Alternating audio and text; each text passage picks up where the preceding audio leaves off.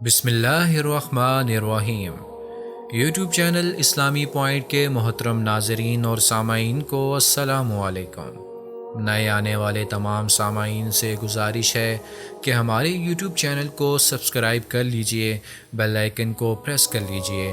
اس کے علاوہ ہمارے یوٹیوب چینل کی پلے لسٹ کی آپشن میں جا کر Islamic history till the establishment of Pakistan کی پلے لسٹ کو سلیکٹ کیجئے، جس میں آپ حضرت محمد مصطفیٰ صلی اللہ علیہ وآلہ وسلم سے لے کر قیام پاکستان تک ہونے والے تمام اسلامی واقعات کو سن سکیں گے۔ پچھلی ویڈیو میں ہم نے بنو امیہ کی سلطنت سے متعلقہ کچھ واقعات کا تذکرہ کیا تھا۔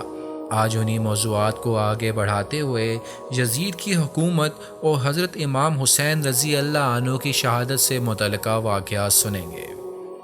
امیر معاویہ رضی اللہ عنہ کے انتقال کے بعد ان کا بیٹا یزید حکومت کے تخت پر بیٹھ گیا۔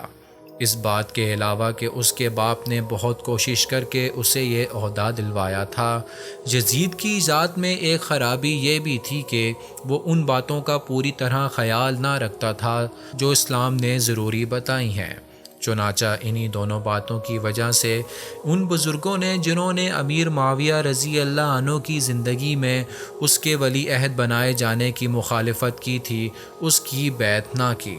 ان بزرگوں میں حضرت امام حسین رضی اللہ عنہ کا نام خاص ہے۔ آپ کے علاوہ حضرت عبداللہ بن زبیر رضی اللہ عنہ، حضرت عبداللہ بن عمر رضی اللہ عنہ اور حضرت عبد الرحمن بن ابی بکر رضی اللہ عنہ بہت بڑے رتبے کے صحابی تھے، اور ان کا فیصلہ بھی یہی تھا کہ یزید خلافت کا حقدار نہیں۔ دوسری طرف یزید نے مدینہ کے حاکم کو لکھا کہ حسین رضی اللہ عنہ اور عبداللہ بن زبیر رضی اللہ عنہ اور ان لوگوں سے زبردستی بیعت لو۔ حاکم نے یہ حکم پورا کرنے کی کوشش کی، لیکن اسے کامیابی حاصل نہ ہوئی۔ حضرت امام حسین رضی اللہ عنہ مدینہ سے مکہ آ گئے، اور یہاں آپ رضی اللہ عنہ کو کوفہ شہر کے معزز لوگوں کی طرف سے اس مضمون کے بہت سے خط ملے کہ اگر آپ یہاں آ جائیں تو ہم آپ کی پوری مدد کریں گے۔ ان لوگوں نے یہ بھی لکھا کہ اگر اس نازک وقت میں مسلمانوں کو سیدھا راستہ نہ دکھایا اور یزید کے خلاف جہاد نہ کیا تو اللہ اس کے بارے میں آپ رضی اللہ عنہ سے پوچھے گا۔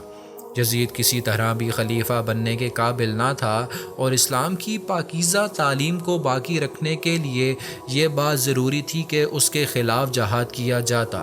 چنانچہ حضرت امام حسین رضی اللہ عنہ نے کوفہ جانے کا فیصلہ کر لیا، اور وہاں کے حالات معلوم کرنے کے لیے حضرت مسلم بن عقیل کو کوفہ بھیجا اور خود بھی وہاں چلے گئے۔ حضرت علی کرم اللہ وجہہ نے کوفہ کو دارالخلافہ بنایا تھا۔ اس کی وجہ یہ تھی کہ یہاں آپ رضی اللہ عنہ کی حمایت کرنے والوں کی تعداد زیادہ تھی۔ یہ لوگ حضرت امام حسین رضی اللہ عنہ سے بھی محبت کرتے تھے۔ یزید کو بھی یہ بات معلوم تھی کہ کوفہ کے باشندے حضرت امام حسین رضی اللہ عنہ سے عقیدت رکھتے ہیں۔ اس بات کو سمجھتے ہوئے اس نے اپنے ایک خاص آدمی عبید اللہ بن زیاد کو کوفہ کا حاکم بنا دیا، اور اس نے آتے ہی ان لوگوں پر سختی شروع کر دی جو حضرت امام حسین رضی اللہ عنہ کی حمایت کر رہے تھے۔ لوگ ڈر کر گھروں میں چھپ گئے، اور حضرت مسلم بن عقیل کو شہید کر دیا گیا۔ حضرت امام حسین رضی اللہ عنہ کو راستے ہی میں یہ ساری باتیں معلوم ہو گئیں، لیکن آپ رضی اللہ عنہ واپس نہیں لوٹے۔ چلتے چلتے دریائے فرات کے کنارے پہنچ گئے اور کربلا نامی میدان میں خیمے لگا دیے۔ اس وقت آپ رضی اللہ عنہ کے ساتھ کل 72 آدمی تھے، جن میں زیادہ تر آپ کے رشتہ دار تھے، اور ان میں عورتیں اور بچے بھی شامل تھے۔ ابن زیاد نے لڑائی کے لیے بہت بڑی فوج بھیج دی، اور اس نے دریائے فرات کے کنارے پر قبضہ کر کے حضرت امام حسین رضی اللہ عنہ کو پانی لینے سے روک دیا۔ آپ رضی اللہ عنہ محرم 61 ہجری کی پہلی تاریخ کو کربلا میں اترے تھے۔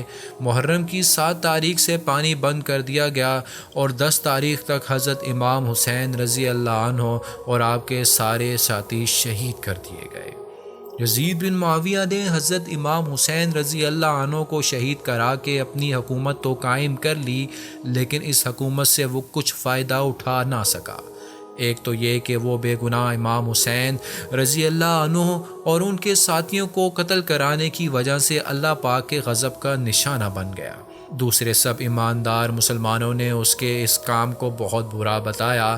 حجاز میں اس کے خلاف کھلی بغاوت ہو گئی اور عبداللہ بن زبیر رضی اللہ عنہ نے اپنی خلافت قائم کر لی۔ تیسرے وہ کل 3 برس اور 9 مہینے حکومت کر سکا۔